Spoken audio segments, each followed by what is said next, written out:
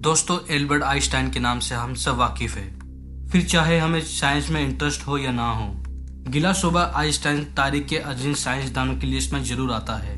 लेकिन इस वीडियो में मैं आइंस्टाइन की जिंदगी के ऊपर बात करने नहीं जा रहा हूँ, बल्कि उस अजीबोगरीब वाक्य के ऊपर बात करने जा रहा हूँ जो आइंस्टाइन के मरने के बाद पेश आया।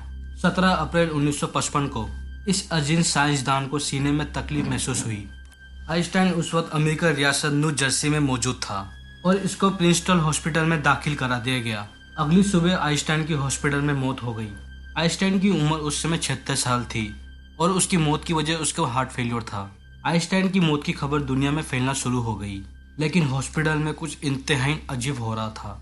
जिस दिमाग को इस्तेमाल करके आइंस्टाइन ने पूरी दुनिया में अपनी एक शनाख्त बनाई थी, उसी दिमाग को कोई चुराने वाला था। डॉक्टर थॉमस हार्वी नामक एक डॉक्टर उस वक्त आइंस्टाइन की डेड बॉडी को अटेंड कर रहा था।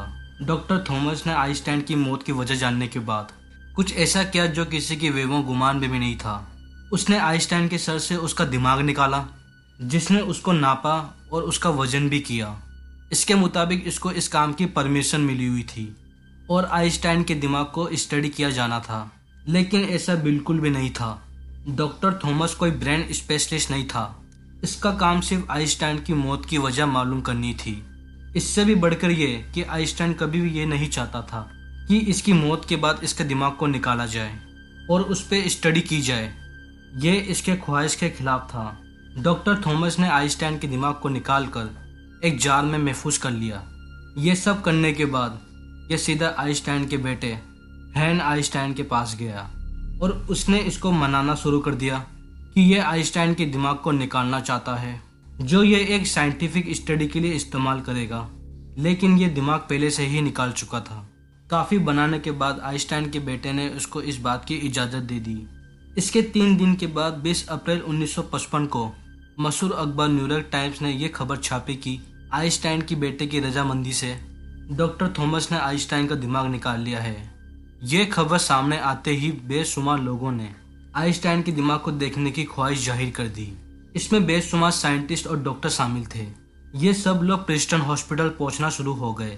प्रिंसटन हॉस्पिटल की इंतजामिया डॉक्टर थॉमस का इंतजार कर रही थी, क्योंकि दिमाग उसके पास था जिसने उसको अपने घर पे रखा हुआ था। लेकिन डॉक्टर थॉमस हॉस्पिटल पहुंचा ही नहीं।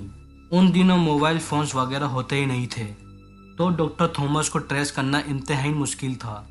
हॉस्पिटल की इंतजामिया पर शदीद प्रेशर था, तो आखिर में हॉस्पिटल ने डॉक्टर थॉमस को हॉस्पिटल से निकालने के ऑर्डर जाहिर कर दिए थे। डॉक्टर हार्वे थॉमस फारिग तो कर दिया गया, लेकिन आइंस्टाइन का दिमाग इसी के पास मौजूद था, जो ये अपने साथ ही ले गया। डॉक्टर थॉमस आइंस्टाइन के दिमाग के टुकड़े लेकर यूनिवर्सिटी ऑफ पेंसिल्वेनिया चले गया और अपने एक दोस्त के साथ मिलकर इसने आइंस्टाइन के दिमाग के तकरीबन 1000 टुकड़े कर दिए। कुछ टुकड़े इसने आइंस्टाइन के पर्सनल डॉक्टर जिमरमैन को भिजवा दिए, जिसने उसको पहले से वादा किया हुआ था, और बाकी टुकड़े इसने ग्लास जार में संभाल कर अपने लिए रख लिए। उसके बाद डॉक्टर थॉमस हार्वे अमेरिकी शहर विस्ता चले गया। वहाँ ये एक बायोलॉजिकल टेस्टिंग लैब में एक मेडिकल सुपरवाइजर की हैसियत से काम करने लगा। उसने आइंस्टाइन के दिमाग को वहीं एक लेबोरेटरी के कूलर में संभाल के रख दिया। अगले 20 साल तक डॉक्टर थॉमस हार्वे मुख्तलिफ शहरों में रहता रहा। इसने अपनी बीवी से भी तलाक ले लिया था। बेशुमार लोग इसको खत लिखते कि वो आइंस्टाइन के दिमाग के ऊपर स्टडी करना चाहते हैं, लेकिन डॉक्टर थॉमस किसी भी खत का जवाब ना देता। ये खुद भी आइंस्टाइन के दिमाग पर कोई स्टडी नहीं कर रहा था। 1978 में स्टीफन लेमी एक सहाफ़ी ने यह दावा किया कि इसने डॉक्टर थॉमस से इस मुतालिक बातचीत की है।